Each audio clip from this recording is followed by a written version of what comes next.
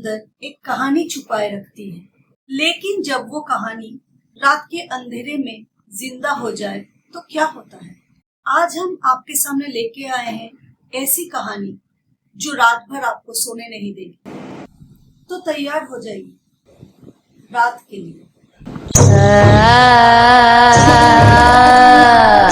सिलीगुड़ी की एक नामी स्कूल है जिसका नाम मैं इस स्टोरी में मेंशन नहीं कर सकती क्योंकि ये एक ट्रू स्टोरी है।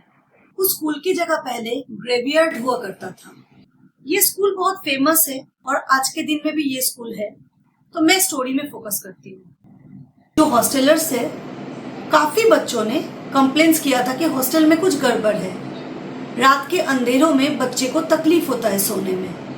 क्या प्रॉब्लम्स होती है? अचानक से खिड़की खुल जाना, दरवाजा खुल जाना, कोई बच्चा कॉरिडोर में दौड़ता रहता है, अपने आप शावर ऑन हो जाता है। ये सब बहुत सारे प्रॉब्लम। कंप्लेंट्स जाता था पर कोई उतना गौर नहीं करता था। ये क्वेट स्कूल था। गर्ल्स हॉस्टल और बॉयज हॉस्टल अलग अलग था। अच्छे अच्छे फैमिली के बच्चे स्कूल में पढ़ते हैं और ये स्कूल एक रिच एलाइट स्कूल है। एग्जाम का टाइम था, लगभग सभी बच्चे रात में पढ़ रहे थे और एग्जाम मतलब विंटर के टाइम पे जो एग्जाम होता है वो, तो सब बच्चे तैयारी कर रहे थे।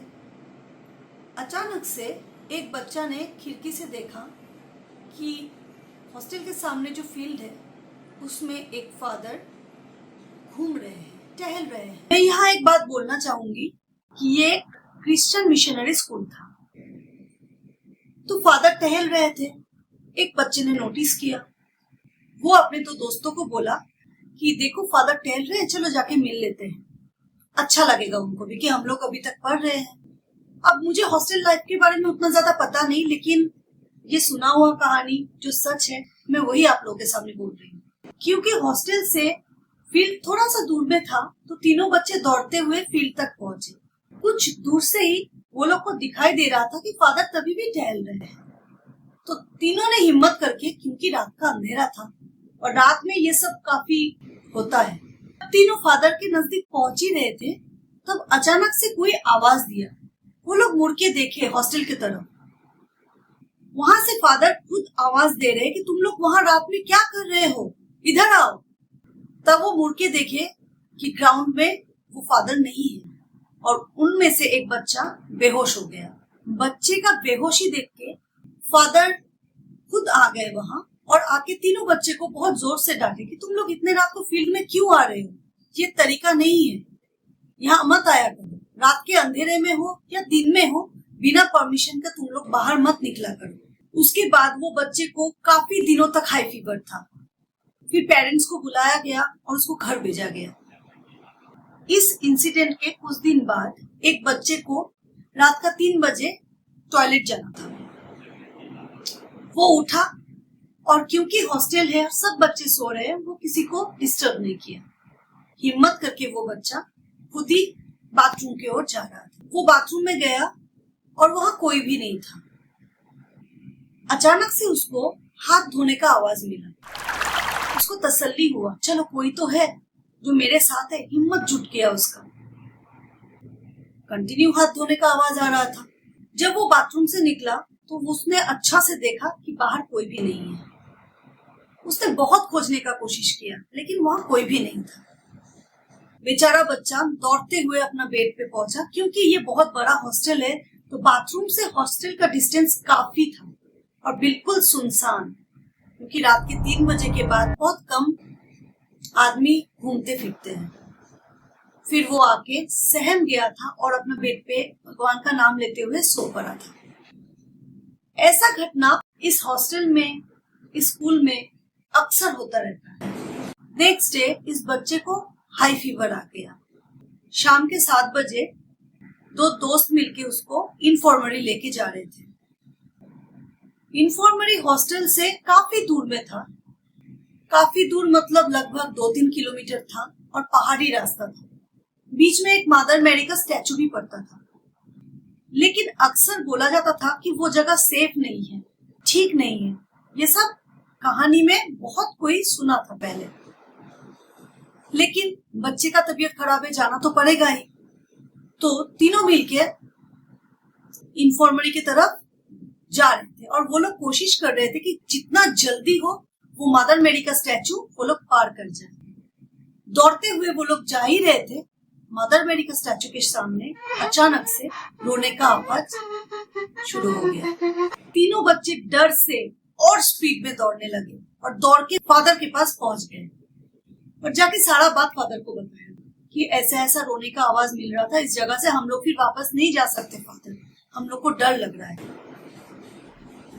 तब जाके फादर को थोड़ा लगा कि नहीं, कुछ सच्चाई तो है इस बात में, क्योंकि एक दिन हो सकता है, 2 दिन हो सकता है, हमेशा ऐसा बात नहीं हो सकता। इसके बाद फादर ने काफी अनुष्ठान, पूजा पाठ, प्रेयर्स वहां करवाए। प्रेयर्स वगैरह होने के बाद बच्चे को थोड़ा सा सुकून मिला। वो लोग अच्छा से अपना एग्जाम्स वगैरह दिए और आ गया दुर्गा पूजा का छुट्टी, हॉलीडे टाइम। छुट्टी शुरू होते ही धीरे धीरे स्कूल और हॉस्टल खाली होता रहा। बच्चे अपना पैकिंग करके घर की ओर भागने लगे। क्योंकि ऑफिशियल कुछ काम रहता है, इसीलिए स्कूल में फादर, कुछ टीचर्स और गार्ड्स रुक गए थे। नेक्स्ट डे कुछ टीचर ने अपना छुट्टी की मजा लेने के लिए घर के तरफ रवाना हो गए। एक टीचर खाली रुक गए थे, उनका नाम था सम्राट सर। नाम मैं यहाँ मेंशन करूंगी, बंगाली थे। क्योंकि वो रुक गए थे इसीलिए कि उनका टिकट 2 दिन डिले हो गया था दुर्गा पूजा का बहुत भीड़ के कारण। सम्राट सर फादर के साथ उस दिन हॉस्टल में थे।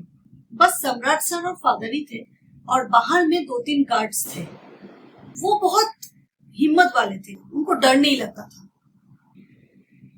उस रात को वो हॉस्टल में जब सब चेक कर रहे थे कि सब ठीक ठाक है कि नहीं, सब लॉक हुआ है कि नहीं, उनको अजीब लगा। कुछ आवाजें मिली, कभी लगा कि सीढ़ी से कोई ऊपर आ रहा है, कभी लग रहा है कि नीचे जा रहा है, लेकिन वो ये सब फादर को बोलना जरूरी नहीं समझे। उनको लगा शायद एकदम खाली हो गया है हॉस्टल, इसीलिए लगता है। जैसे तैसे करके वो रात वो सो गए। नेक्स्ट डे का मॉर्निंग सम्राट सर को पता चला कि फादर का टिकट कंफर्म हो गया है और वो जा रहे हैं घर। फादर के साथ 2 गार्ड्स भी छुट्टी में चले गए। तो पूरा स्कूल में और हॉस्टल में खाली रह गए थे सम्राट सर और एक गार्ड। सर को कुछ अच्छा नहीं लग रहा था, बहुत सुना सुना सा लग रहा था। इसीलिए उस दिन उन्होंने तय किया था कि डिनर बाहर ही करेंगे। घूम फिर के आराम से इवनिंग को एंजॉय किए और डिनर करके वो हॉस्टल में वापस आ गए। गार्ड को बोल के रखे कोई प्रॉब्लम होने से उनको बोलने के लिए। गार्ड का ड्यूटी तो एंट्री गेट में ही था। एंट्री गेट से हॉस्टल काफी दूर था, काफी दूर। उनको थोड़ा सा अजीब लग रहा था, बट कोई उपाय नहीं था, जॉब है, उनको तो रहना ही पड़ेगा। फादर ने उनको कहा था कि तुम एक दिन होटल में रह जाना, लेकिन वो बहुत हिम्मत वाले थे तो उनको कोई फर्क नहीं पड़ता था, इसीलिए वो हॉस्टल में रहना बेहतर समझा। डिनर वगैरह करके जब वो हॉस्टल में घुसे तो उनको बहुत ज्यादा खालीपन लग रहा। इतना बड़ा रूम, इतना बड़ा कॉरिडोर, तो उनको थोड़ा अजीब लग रहा था। वो फ्रेशन अप हो गए और सोने चले गए। बेड में जाने के बाद उनको बिल्कुल भी नींद नहीं आ रहा था, फिर भी वो कोशिश कर रहे थे। जैसे ही वो आंख बंद करके सोने की कोशिश कर रहे थे, उनको एकदम अच्छा से लगा कोई दरवाजा खोला और रूम के अंदर आया। धीरे धीरे वो बेड पे उनके पास आके सो गया। उनका हालत बहुत खराब हो गया था, मुझे गूज़बम्स आ रहा है।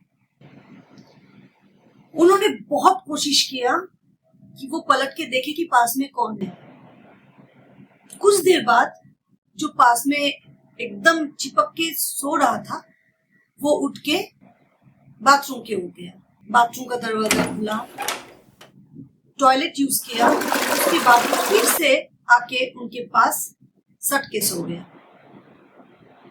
जब वो बाथरूम से आ रहा था तो सम्राट सर ने मुड़ के थोड़ा देखने का कोशिश किया कि वो क्या है। वो एक लेडी थी और बिल्कुल व्हाइट कपड़े में थी और धीरे धीरे वो आंख बंद करके सोने का एक्टिंग कर रहे थे। फिर वो लेडी आके उनके पास में चिपक के सो गई। सम्राट सर ना सांस ले पा रहे, ना हिल पा रहे। उनका हालत बद से बदतर हो गया, प्रेशर एकदम हाई हो गया। क्या करे, कोई नहीं है, आवाज भी नहीं निकल रहा है और गार्ड जो है वो काफी दूर में है। जैसे तैसे करके वो उठे, लाइट ऑन कर दिए। लाइट ऑन करने के बाद उनको कुछ दिखा तो नहीं, लेकिन वॉशरूम का दरवाजा खुला हुआ था, मेन डोर खुला हुआ था। उन्होंने अपना बैग लिया और दौड़ते हुए गार्ड के पास चले गए और उस रात को उन्होंने गार्ड के साथ बिताया। सुबह के 5 बजे सर स्टेशन चले गए और काफी देर वेट करने के बाद सर का ट्रेन आया और सर घर चले गए। फिर सर ने रेजिग्नेशन लेटर भेज दिया और सर फिर कभी स्कूल ज्वाइन नहीं किए। उन्होंने मुझे इतना ही बताया था उस स्कूल के बारे में, और वो स्कूल अभी भी है, स्टूडेंट से भरा हुआ है। अभी भी रात के अंधेरे में ऐसा इंसिडेंट उस स्कूल में होती रहती है। हॉस्टल का कमरा सिर्फ दीवारों से नहीं बने होते, कभी कभी वो दीवारें तुम्हारी बातें भी सुनती हैं और चुपके से जवाब भी देती है। जब तुम्हें लगे रात को तुम बिल्कुल अकेले हो, रात के अंधेरे में एक साया तुम्हें घेर लेता है। ये था मेरा आज का एक ट्रू स्टोरी। अगर ये स्टोरी आप लोगों को अच्छा लगे, please do subscribe my channel, like कीजिएगा, शेयर कीजिएगा, कमेंट जरूर कीजिएगा। Thank you.